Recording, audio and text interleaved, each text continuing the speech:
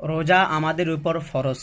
আল্লাহ তাআলা পবিত্র কোরআনুল কারীমের মাঝে বলেন, ইয়া আইয়ুহাল্লাযীনা আমানু, হে ঈমানদারগণ, কুতিবা আলাইকুমুস সিয়াম, তোমাদের উপর রোজা ফরজ করে দেওয়া হলো, কামা কুতিবা আলাল্লাযীনা মিন ক্বাবলিকুম, যেভাবে তোমাদের পূর্ববর্তী উম্মতের উপর রোজা ফরজ করা হয়েছিল, লাআল্লাকুম তাত্তাকুন, যেন তোমরা তাকওয়া অর্জন করতে পারো।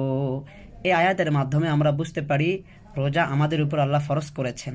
শুধু আমাদের উপর না, আমাদের পূর্ববর্তী উম্মতের উপর রোজা ফরজ করেছিলেন।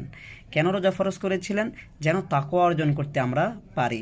আল্লাহ রাব্বুল আলামিন আমাদের উপর রোজা ফরজ করেছেন, কিন্তু বলেন নাই কোন সময় কতটুকু রোজা রাখতে হবে, কয়টা রোজা রাখতে হবে বলেন নাই।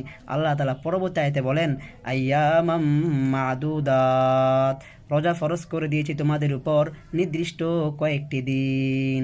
নির্দিষ্ট কয়েকটি দিন, সেই দিনগুলো কোনগুলো সময় একটু নির্দিষ্ট বলে দিলে তো ভালো হতো। আল্লাহ তাআলা বলেন, শাহরু রমাদান আল্লাযী উনজিলা ফীহিল কোরআন, নির্দিষ্ট দিনগুলো হলো ওই মাস যেই মাসে কোরআন নাজিল হয়েছে, আর সেই মাসটা হলো রমজান মাস।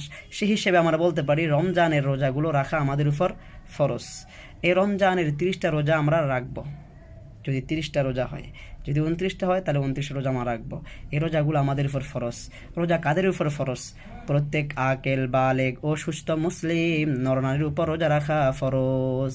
অতএব সবাই আমরা রোজা রাখবো। আল্লাহ তাআলা আমাকে সবাইকে রোজা রাখার তৌফিক দান করুক।